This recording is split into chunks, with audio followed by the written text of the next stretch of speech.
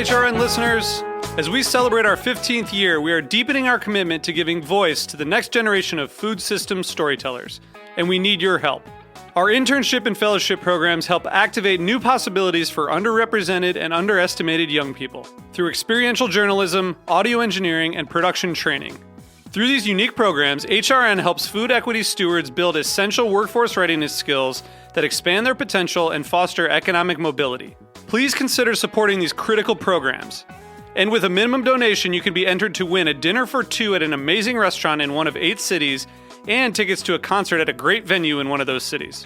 We have incredible partners across the country who have donated, as they also share our passion for helping to educate the next generation of food systems storytellers.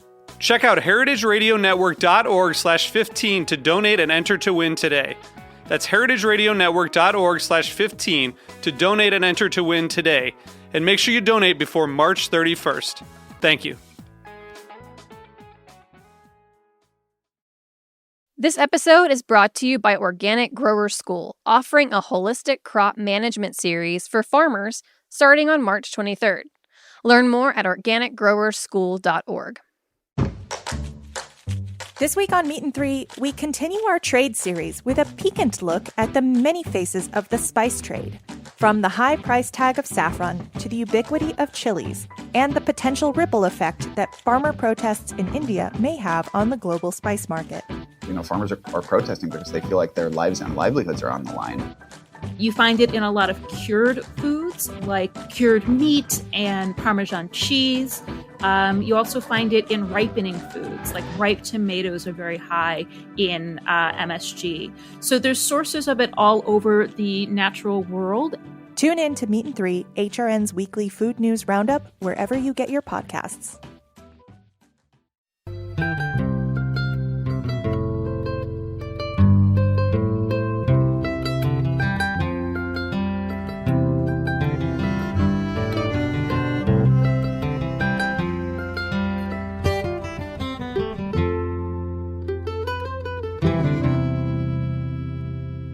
All right, hello, this is Lisa Held, and you're listening to The Farm Report, a Heritage Radio Network show about the people, processes, and policies that shape how food is produced today.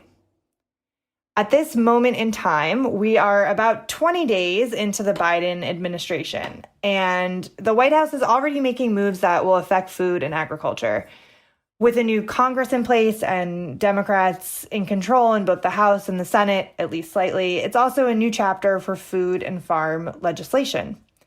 To talk about what all of that might mean in the coming months and years, I invited Eric Diebel to come on the show. Eric is the policy director for the National Sustainable Agriculture Coalition, often referred to as NSAC. In the past, he's worked on Capitol Hill in senators' offices, and on the flip side, he's also worked directly with farmers as a veterinarian. Eric, welcome to the show. Well, thank you, Lisa. It's very nice to join you today. Thank you for inviting me. Sure. Yeah. So, I think your background, kind of working alongside agricultural producers and then also, in Washington is kind of the perfect combination when it comes to talking about farm policy, right? Well, thank you. I like to think that I've been able to, over the past 10 years or so, cover the full spectrum of farms, from the back end of a dairy cow, where I started out as a veterinary student, all the way to the hallowed halls of D.C., working on agricultural policy. Great. So for those who are listening who don't know NSAC, give us the quick elevator pitch. Who do you represent and what do you do as an organization?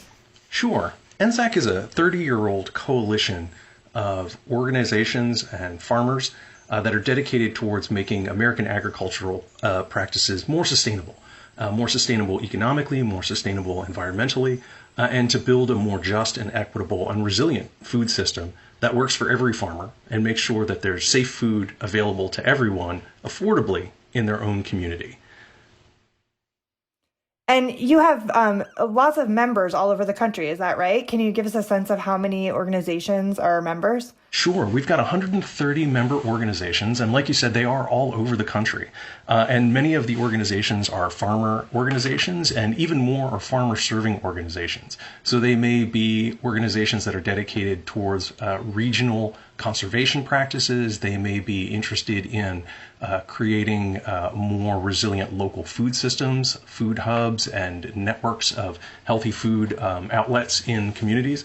It sort of spans the entire spectrum of food production, done in a way that makes things work better for farmers and for consumers. Got it.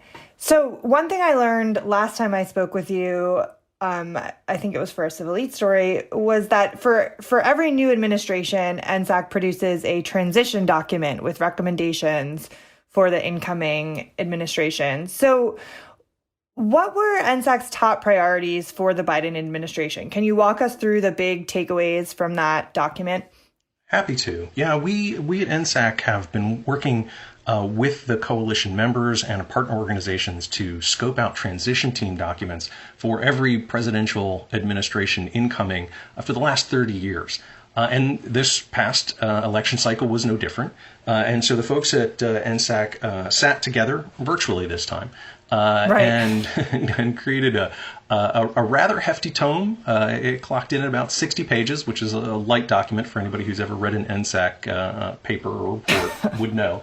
But it was really dense and filled with some excellent ideas about how the administration, how the Biden-Harris administration could hit the ground running and the important issues that they could work on within the first 100 days, not just to accomplish something, but to set the arc of what they would like to see happen in agriculture and food systems over the next 4 or maybe even 8 years.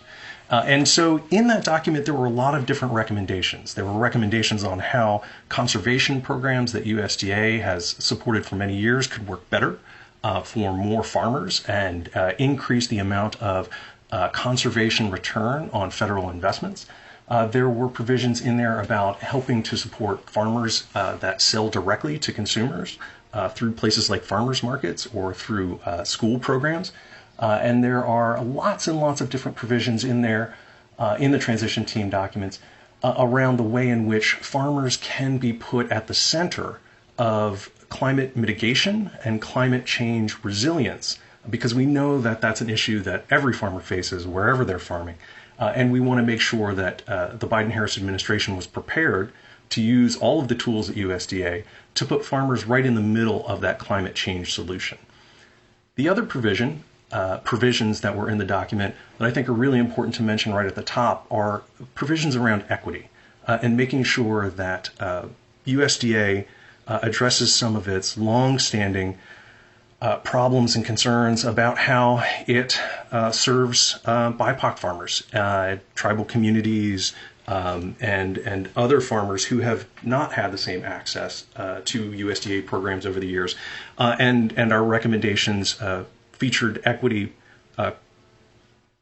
at the center of both the recommendations for policies and the way in which USDA could implement existing programs. Got it. So there's a lot here. I want to talk about conservation and climate for sure. Before we do that, let's start with equity. I think there's been a lot of talk about racial equity and racial justice with this administration coming in for every agency, right, throughout the administration and definitely at USDA. And, I want to provide listeners with a little background if they haven't been kind of paying attention to this issue. But Tom Vilsack is taking the reins at USDA. Well, he hasn't been confirmed yet, but it's pretty likely that will happen very soon. Very likely it will happen very soon, right? Yeah. And, Vilsack was the agriculture secretary under President Obama, and there's been a lot of great reporting on how he talked about tackling the department's long history of discrimination against Black farmers, but didn't do much to actually tackle it. And, now he's been saying he understands that past failure and he intends to make it a top priority this time around. What are you thinking about his commitment and what he can do to really make good on that promise this time? Well, I think it's genuine. And I think that Secretary Vilsack faced some challenges during his first tenure, both structurally and the degree to which he was permitted to act on some of the equity issues that he has been speaking about quite openly and quite publicly as of late. So I believe that his heart is in it. I've been fortunate to be on a number of calls that he's hosted with lots of farming organizations, and this is always featured quite highly in what he's chosen to talk about. And I think you saw it again during his confirmation testimony when he led with making sure that USDA worked for all farmers, particularly those members of the BIPOC community for whom it had not served particularly well. I'd also say that beyond being earnest in his commitment, he's also speaking about things in a fairly sophisticated way, and that might not always come through.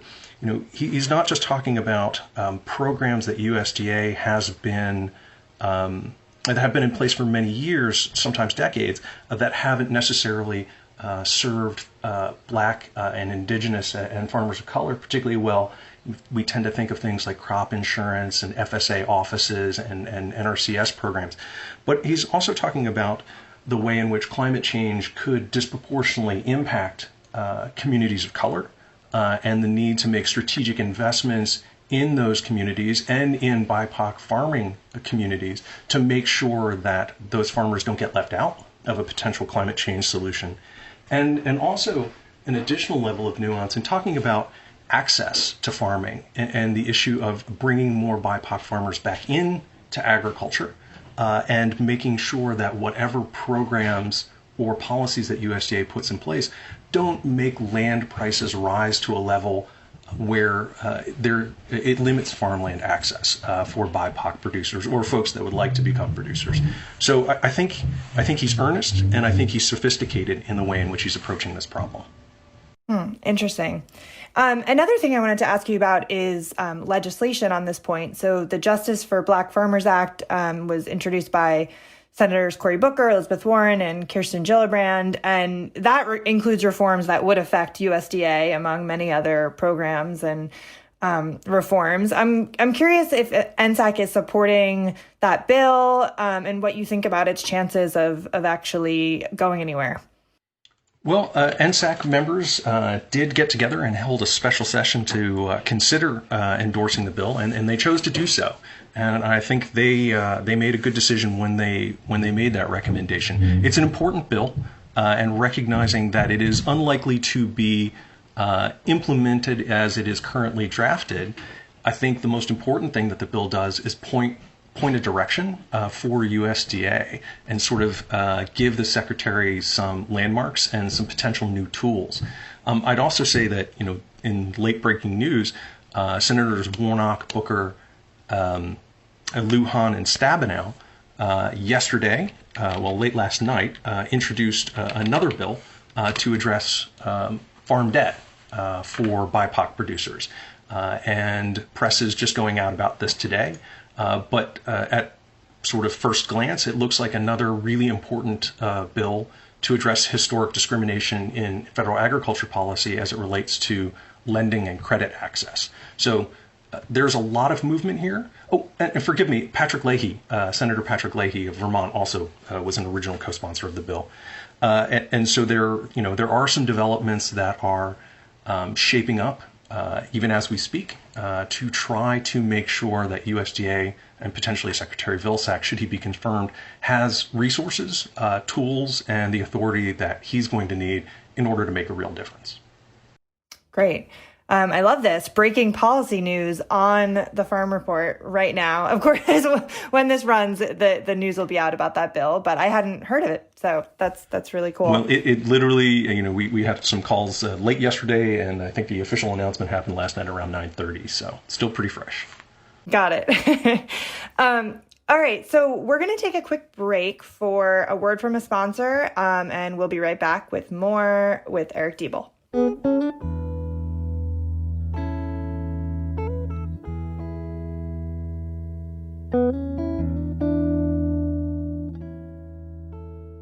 This episode is brought to you by Organic Grower School, offering a holistic crop management series for farmers starting on March 23rd. This holistic crop management curriculum and training opportunity is in partnership with Certified Naturally Grown. Growing a viable farm business is sustained by continuous learning of the land and your products. In this workshop series, growers across southern Appalachia and beyond will gain tools to manage their crop production for whole farm success. Organic Grower School is offering the Holistic Crop Management Training as a 6-part webinar series. It will include a mixture of videos, resources, and live virtual meetings between March 23rd and April 27th. Learn more, meet the instructors, and register now at organicgrowerschool.org.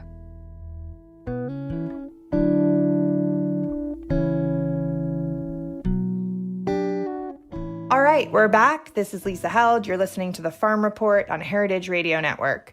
I am talking to Eric Diebel, the policy director from the National Sustainable Agriculture Coalition, about policy as the Biden administration kind of hits the ground and we welcome a new Congress.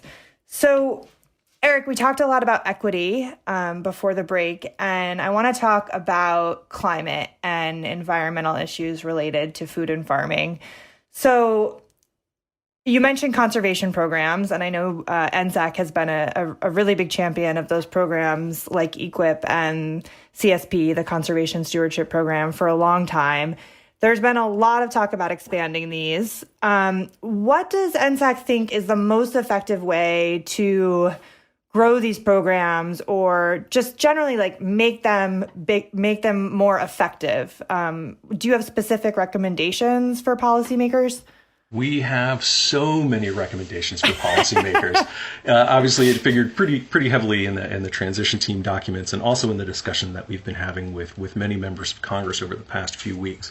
I think at the highest level, there are two different things that the coalition members would really like to see happen. And the first is a considerable increase in funding going to existing conservation programs at USDA. And you can see that in bills like Congresswoman Pingree's Agricultural Resilience Act, and you can see it in several bills that will be introduced in the Senate shortly. The other thing that I think the coalition members would really like to see is making climate change, carbon sequestration, the reduction of GHGs, and a host of other environmental benefits be given additional importance when USDA is both selecting applications for conservation programs to make sure that all the investments that they're making acknowledge climate change and invest in farmer-focused actions that are going to help mitigate climate change, both for that farmer and for everybody. And that makes sense, right? Because, I mean, for people who don't know, that these programs support a wide range of practices. And so, it could be something like building a fence that makes your operation more efficient, or it could be a hoop house, but you're saying kind of weighting the different practices that actually have climate impacts a little more significantly. Precisely. So if you imagine if you're going to build a fence to keep cattle away from a stream, that's really important, and making sure to preserve that water quality. If you're putting that fence in to keep your cattle out of a stream, but also because you're instituting intensive rotational grazing and switching to a pasture-based system, that has some pretty profound positive impacts on climate change. And so that should get, both additional consideration for funding by USDA, as well as maybe more money to help you incentivize even greater adoption of that practice.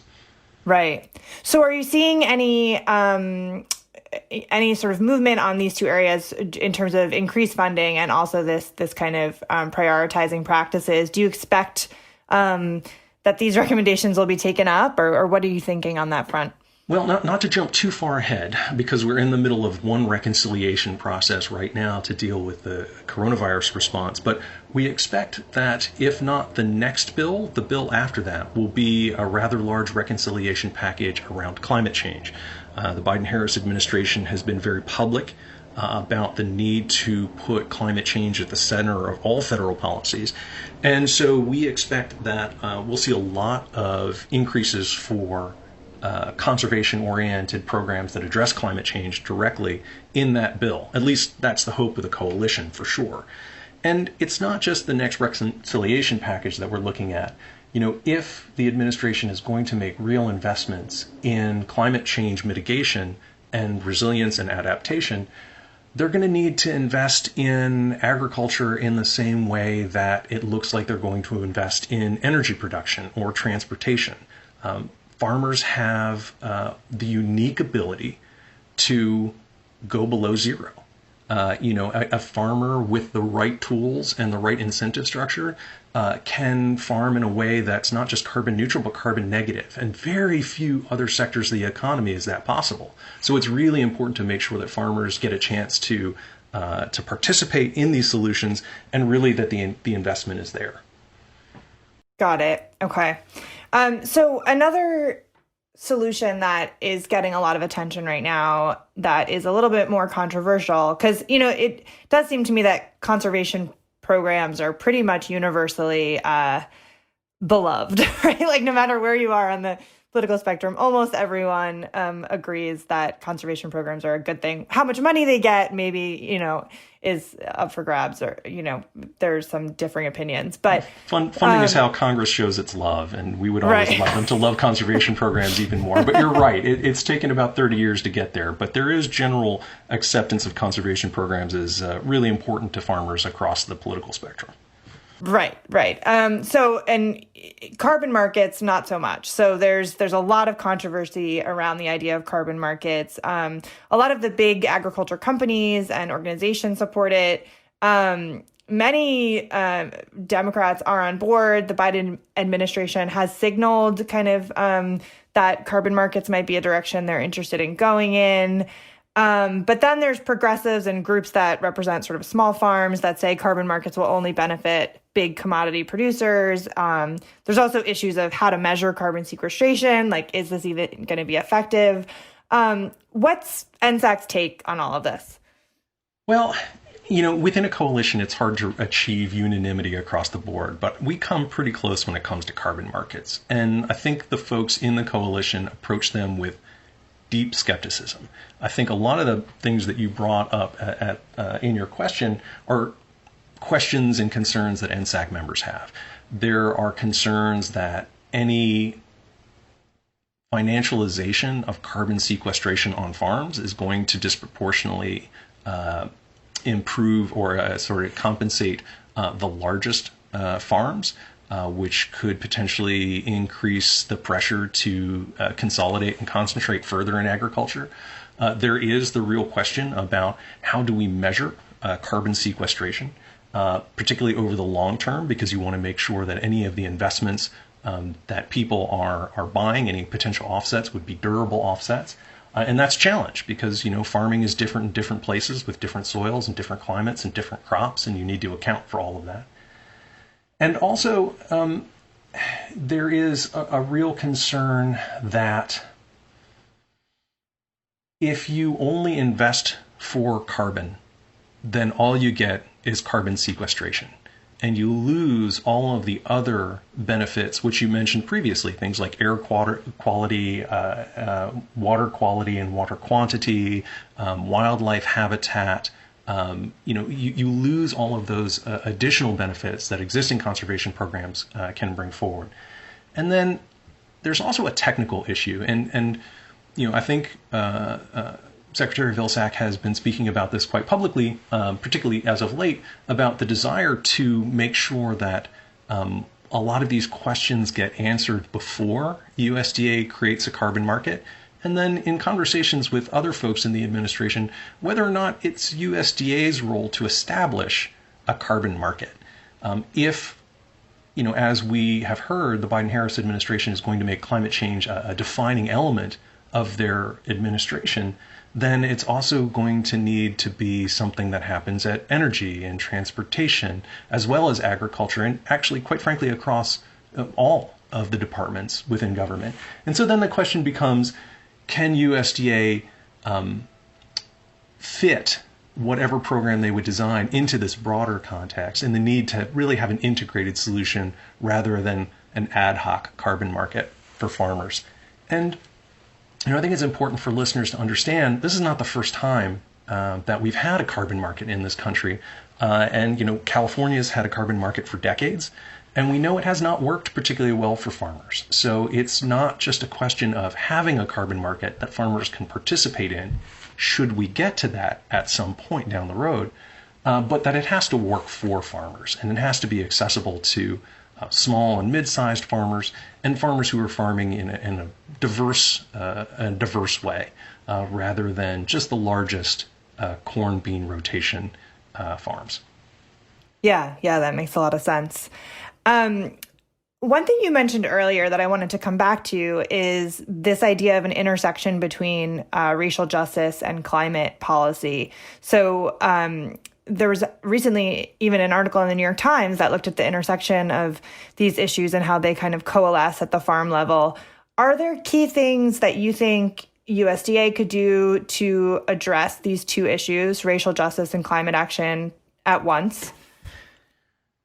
Well, it's going to be a challenge because there are a lot of programs across USDA, all of which the secretary is going to need to bring an equity lens to as he considers the implementation of new programs and the continued implementation of existing programs. So first of all, it is complex. Second, there are a couple of things, investments in existing conservation programs in particular, that could be quite helpful. It is no surprise to anybody who's read some of NSAC's voluminous reports on conservation practice standards and conservation program participation that USDA has done a terrible job of helping BIPOC farmers participate in conservation programs. Their additional incentives are always helpful, but so is targeted outreach and genuine efforts to build relationships with BIPOC producers and BIPOC serving organizations. And I think that USDA could do a great deal here with some targeted outreach, some targeted investment. I mean, there are places in the Black Belt where there are no participating CSP producers. And that is, there are no farmers of color that are participating in conservation stewardship program in big sections of the country. And that's wrong, right? We know that USDA can do a better job of helping farmers adopt conservation programs and practices and be paid for it. And that's going to take some work at the national level, but also within the state offices. So as USDA looks to restaff after 4 years of erosion of capacity, let's call it charitably, looking to restaff those offices with people who are excited about going out and serving every farmer in their community, that's going to be key to making sure that there's a greater opportunity and greater adoption of existing programs. Yeah. I think it's great that you mentioned the restaffing aspect too, because I think it's important that people understand a lot of these agencies, including the USDA, have been so understaffed. So there's this curve of, it's like, what are the agencies going to do in the first 100 days? It's like a lot of them are just trying to get people in those jobs at this point, right? So there's going to be a wait on some of these things. it's hard to do good work without people. And by intention and occasionally by just sheer apathy, the previous administration really eroded the number of staff that are there to serve farmers. And I think farmers have been really poorly served by that.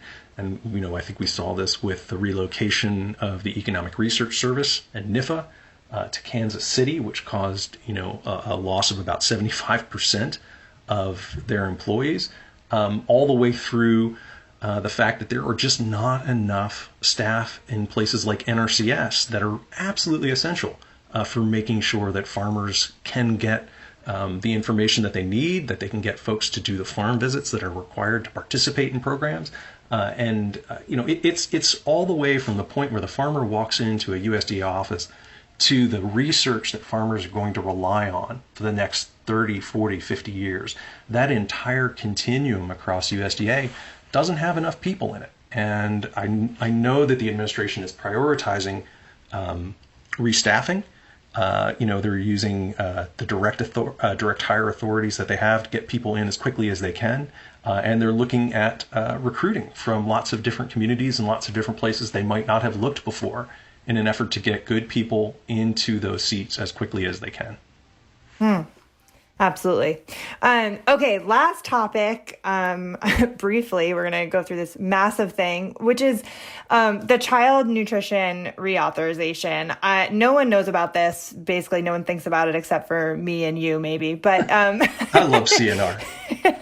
So NSAC has been focused on this for a while now. Can you just briefly explain what it is and why that's true, given that you're an agricultural organization? Sure. So the Child Nutrition Reauthorization, often called CNR, is an interesting bill. And like the Farm Bill, it's supposed to pass every 5 years. And it's supposed to inform all child nutrition programs across the country in the same way that the Farm Bill affects all farming programs across the country. And CNR is a bill that directs federal spending on things like the school meal programs, the child and adult care feeding programs, and a variety of WIC programs are in there as well. And so it is an essential bill to make sure that nutrition is available and nutrition support is available to the most vulnerable people in our country, kids in particular. Now, why it matters to NSAC, beyond the fact that it's really important to make sure that everybody is well fed and well taken care of, those people generally eat food. And NSAC is in the business of supporting sustainable farmers who often grow food for these children and for these families. And so where sustainable local and regional food systems intersect with these programs through things like farm to school and procurement for institutions, schools, universities, and governments and those sorts of places, that's a place where NSAC wants to make sure and has worked for a long time to lift up the farmers who want to sell into those supply chains and to support those programs. And beyond that, it's not always child nutrition reauthorization, but some components of it are. There's the ability for low-income individuals to go to farmers markets and buy directly from farmers with some additional double-up food bucks or money that may come to them through the GusNet program, so that farmers markets are better able to support low-income families. And that's another series of programs, again, some in CNR and some in the Farm Bill, that NSAC has promoted and supported for many years that really help farmers serve the people who need the help in their own community. And we think those programs are great. Okay. And so CNR at this point is now 6 years late. I think it technically should have been done in 2015. Yeah. So now that we've got a new Congress, do you expect any movement on CNR? I'm going to say no. And you can call me back when I'm wrong, and we can discuss why I was wrong. But the challenge with the Child Nutrition Reauthorization is that the bill that was passed in 2010, called the Healthy Hunger Free Kids Act, contained about 30 years of program enhancements, things that people had wanted to do for decades. They were finally able to do in that bill. And while, as you mentioned at the top of the program, there is unitary control by the Democratic Party of both houses of Congress and the White House, it is still going to be a challenge to improve what is in that program. There are numerous enhancements that other folks are probably better able to talk about than I am, eliminating some meal price categories, covering the debts of school programs that school food system providers. There's a bunch of important stuff that I know folks would like to get to and like to improve, but it's going to be a bit of a challenge. And honestly, a lot of it can probably be handled through a spending bill. So what we might see is the spending components of child nutrition reauthorization handled through a budget reconciliation process or a funding bill, while the authorization components sort of get set to the side for now and potentially could be addressed. But if they were to be addressed, it would have to happen soon, because I think folks in Congress would be interested in doing a CNR before the Farm Bill, rather than trying to do both at the same time.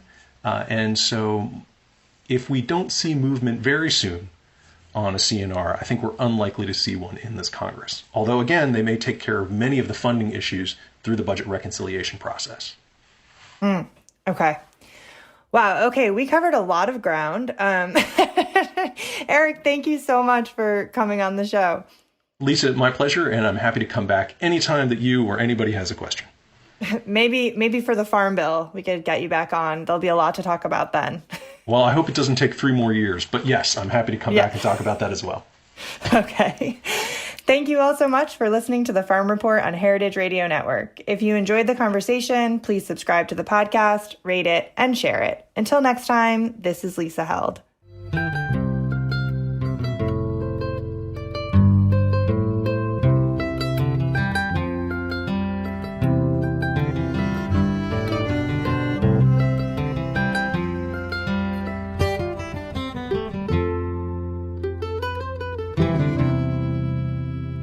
The Farm Report is powered by Simplecast.